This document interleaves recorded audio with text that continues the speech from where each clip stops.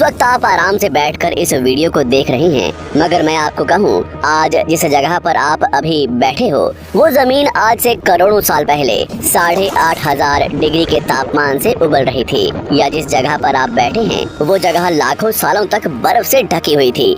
ये दोनों बातें सच हैं। इस 15 मिनट की वीडियो के अंदर आप पृथ्वी के 450 करोड़ साल के सफर को देखने वाले हैं। जिस जगह आज हमारा सौरमंडल है, वहाँ विभिन्न प्रकार की गैस और धूल के बादल हुआ करते थे।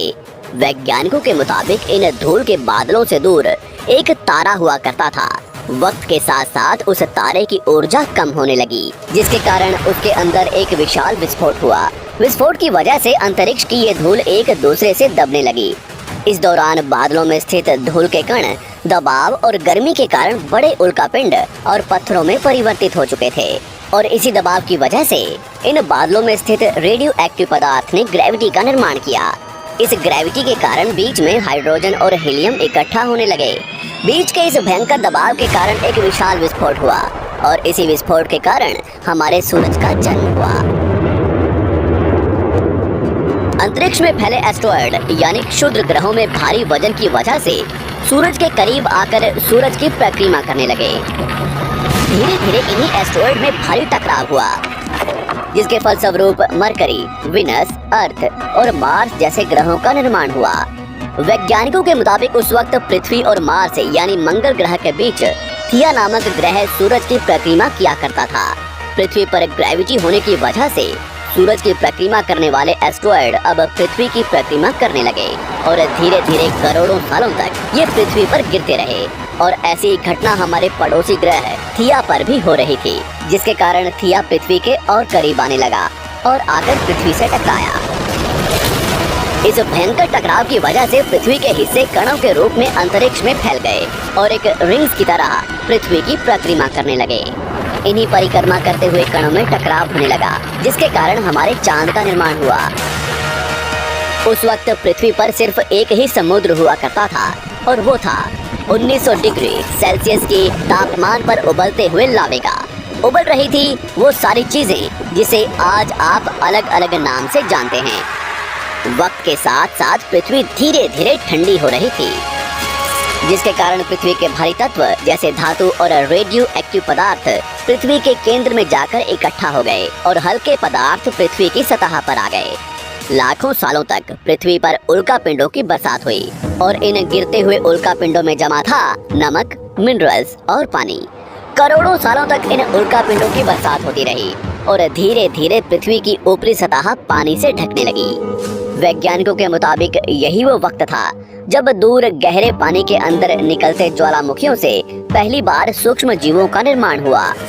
लाखों सालों बाद एक वक्त ऐसा आया जब पृथ्वी की पूरी सतह पानी से ढक चुकी थी। हमारी पृथ्वी के सबसे अंदर का कोर रेडियो एक्टिव पदार्थ से बने होने की वजह से हरदम गर्म होता रहता है, लेकिन जब भी पृथ्वी की ऊपरी जमीन ठंडी हो जाती है, तब पृथ्वी के अंदर की गर्मी बाहर नहीं निकल पाती, जिसके कारण ज्वालामुखियों का निर्माण होता है। और उस वक्त कुछ ऐसा ही हुआ। पानी से ढकी हुई पृथ्वी पर हजारों की तादाद में ज्वालामुखी निकलने लगे, और आने वाले लाखों सालों तक इन ज्वालामुखियों का निकलना जारी रहा, जिससे पानी के ऊपर जमीन का निर्माण हो रहा था। इस वक्त भी पृथ्वी पर वातावरण न होने की वजह से अंतरिक्ष से उल्कापिंडों की बरसात हो रही थी। आज से लगभग 300 करोड़ साल पहले पृथ्वी पर ऐसा वक्त आया जब पृथ्वी का वातावरण लगभग स्थिर होने लगा था। ज्वालामुखी निकलने धीरे हो गए थे, और पृथ्वी का एक दिन 12 घंटे का हुआ करता था। साल बीतते गए, और धीरे धीरे ये सूक्ष्म जीव विकसित होते गए और समूह में रहने लगे। आज से लगभग 250 करोड़ साल पहले पहली बार पृथ्वी पर ऐसे जीवों का निर्माण हुआ जो जीने के लिए ये पानी के अंदर के मिनरल्स यानी खनिज पदार्थ और धूप का इस्तेमाल करते थे, और मल त्याग के रूप में ऑक्सीजन बाहर निकालते थे। इस वक्त तक पृथ्वी पर ज्यादातर ज्वालामुखी निकलने बंद हो चुके थे, और इन माइक्रोबैक्टीरिया की वजह से वातावरण में ऑक्सीजन की मात्रा बढ़ रही थी। वातावरण में ऑक्सीजन बढ़ने की वजह से पृथ्वी का वायुमंडल बनना शुरू हुआ, और आने वाले हजारों सालों तक वातावरण में ऑक्सीजन की मात्रा बढ़ती रही। जिसकी वजह से पृथ्वी के ज्यादातर हिस्सों में ये सूक्ष्म जीव फैल गए। हजारों सालों बाद एक वक्त ऐसा आया जब पृथ्वी में ज्यादा ऑक्सीजन बढ़ने के कारण ये सूक्ष्म जीव मरने शुरू हो गए।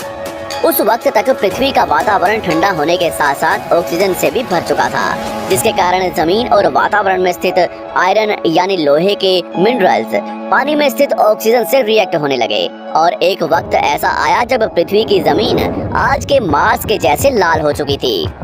वक्त बीतने के साथ साथ धरती की टेक्टोनिक प्लेट्स में दरार होने लगी, जिसके कारण पृथ्वी के अंदर का लावा जमीन की तरह कई लाखों सालों तक खुला उबलता रहा। और यही वो कारण था जिसके कारण पृथ्वी के वातावरण में कार्बन डाइऑक्साइड की मात्रा बहुत बढ़ गई और पृथ्वी पर एसिड की वर्षा शुरू हो गई। एसिड रेन की वजह से पृथ्वी का तापमान घटने लगा और तापमान इतना घटा कि पृथ्वी के ऊपर स्थित पानी बर्फ में परिवर्तित होने लगा।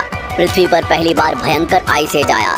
इस वक्त पूरी पृथ्वी सफेद बर्फ से ढक चुकी थी।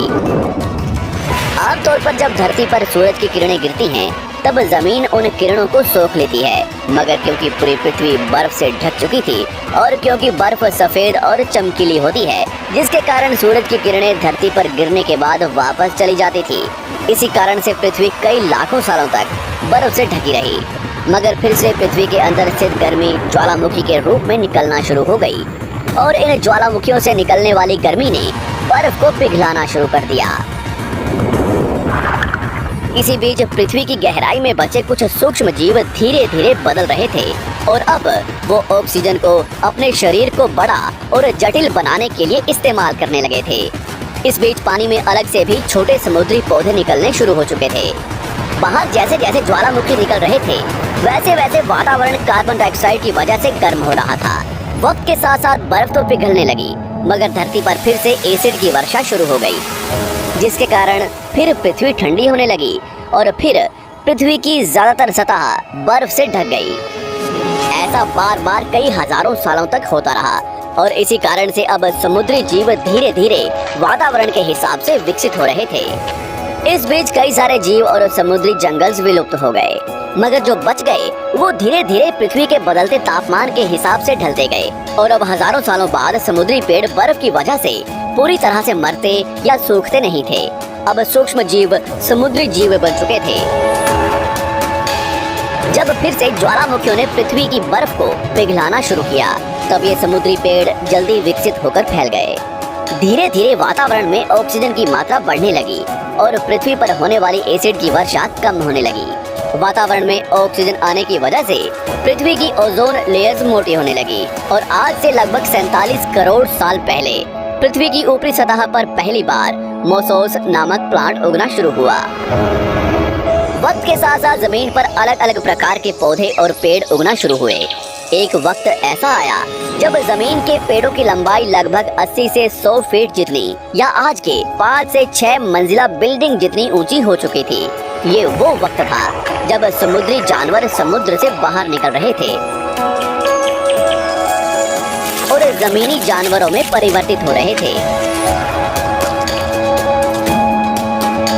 धरती की ज्यादातर जमीन एक जगह इकट्ठी हो चुकी थी, जिसे आज हम पैंजिया महाद्वीप के नाम से जानते हैं। पृथ्वी का वातावरण और तापमान लगभग स्थिर हो चुका था और अब करीब 21 से 23 घंटे का दिन हुआ करता था। अब समुद्री जीव पानी से बाहर रहने लगे थे और वातावरण के हिसाब से उनके शरीर का रंग रूप बदल रहा था। धीरे धीरे ये जमीनी जानवर डायनासोर्स में परिवर्तित हो गए। जिन डायनासोर्स ने पेड़ पौधे खाने शुरू कर दिए, उनका शरीर लंबा और विशाल रूप से विकसित होने लगा। कुछ डायनासोर्स शिकार किया करते थे, जिसके कारण वे छोटे और तेज होते चले गए।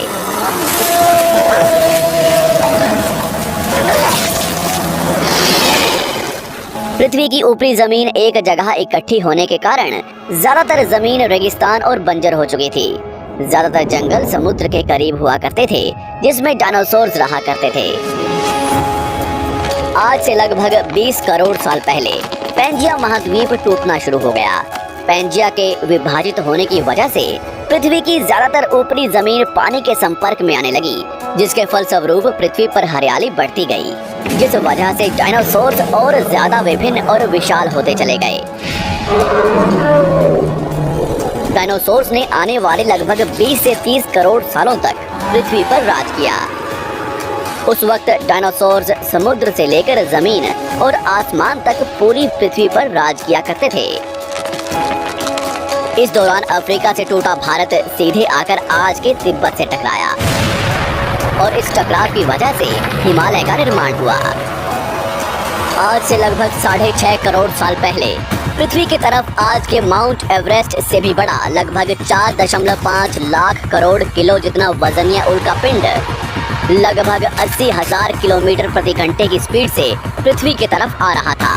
पृथ्वी की सतह को छूते ही उसमें भयंकर आग लगी और वो जलते हुए सीधा पृथ्वी से टकराया। इस टकराव से निकलने वाली ऊर्जा आज के 10 करोड़ परमाणु बम एक साथ फटने के बराबर थी। जहां ये उल्का पिंड गिरा वहां के जानवर और पेड़ तुरंत भाप बनकर जल गए। गिरते ही पृथ्वी पर पूरी तरह धूल फैलने लगी। समुद्र में भयंकर बाढ़ आने लगी। भूकंप और आग ने पृथ्वी को जलाना शुरू कर दिया। कुछ ही घंटों में पूरी पृथ्वी के वातावरण में हानिकारक गैस और धूल की वजह से पृथ्वी नर्क हो चुकी थी। डायनासोर्स, घुटन, आग और भूखमरी से पूरी तरह विलुप्त हो गए। इस वक्त हमारे पूर्वज जमीन के अंदर रहा करते थे, जिसके कारण वो इस विशाल प्रलय से बच गए। पृथ्वी का वातावरण पूरी तरह से काला और अंधेरा हो चुका था, जिससे धूप भी जमीन तक नहीं पहुंच पा रही थी। पृथ्वी के पेड़ और ज्यादातर जानवर विलुप्त हो गए। वातावरण में धूल और हानिकारक गैस के कारण पृथ्वी पर फिर से एसिड की वर्षा शुरू हो गई और फिर पृथ्वी ठंडी होकर बर्फ से ढक गई। लेकिन इस बार पृथ्वी की बर्फ लाखों सालों तक नहीं जमी रही और 80 से 90 हजार साल बाद ये बर्फ पिघलनी शुरू हो गई। जैसे ही धरती पर वातावरण फिर से पहले जैसा होने लगा, वैसे ही ये छोटे जीव जमीन से बाहर आना शुरू हो गए। उस वक्त पृथ्वी की बर्फ पिघलनी शुरू ही हुई थी, जिसके कारण अफ्रीका में घने ठंडे जंगल हुआ करते थे और इसी बीच ये जमीनी जीव बंदरों में परिवर्तित हुए। मगर जैसे जैसे पृथ्वी गर्म होने लगी, वैसे वैसे अफ्रीका के ये जंगल सूखने लगे। जंगल की चीजें खाने वाले बंदरों को खाने की कमी होने लगी। खाने की तलाश में इन बंदरों ने अपने पैरों पर चलना शुरू कर दिया, जिससे उन्हें दूसरे जानवरों के शिकार करने में मदद मिलती थी। धीरे धीरे बंदर एप्स यानी वानर में परिवर्तित हुए। खाने की तलाश में ये एप्स पृथ्वी के दूसरे हिस्सों में फैलने लगे और धीरे धीरे उनके शरीर का रंग रूप वहाँ के मौसम के हिसाब से बदलता गया। वक्त के साथ साथ हम आदिवासी बने। हमने हथियारों से लेकर आग का आविष्कार किया। हम धीरे धीरे इंसान के रूप में विकसित हुए। हमने धर्म से लेकर परिवार, भाषा और संस्कृति का निर्माण किया और वक्त के साथ साथ हम विकसित होते चले गए और आज हम इस पृथ्वी की सबसे विकसित प्रजाति बन चुके हैं। पृथ्वी को आज के जैसे बनने में लगभग 450 करोड़ साल का वक्त लगा है और हमें एक छोटे जमीन में रहने वाले जानवर से इंसान बनने में कई लाखों सालों का। मगर हमने इन 100 सालों में जितना पृथ्वी को गंदा और तबाह किया है, उतना आज तक किसी भी प्रजाति ने नहीं किया होगा। हम फिर से धरती को गर्म कर रहे हैं और कार्बन डाइऑक्साइड की मात्रा बढ़ा रहे हैं। वैज्ञानिकों का मानना है कि पृथ्वी पर फिर से विशाल परिवर्तन होने वाला है। भविष्य में पृथ्वी कैसी होगी, जानेंगे हमारी अगली वीडियो में।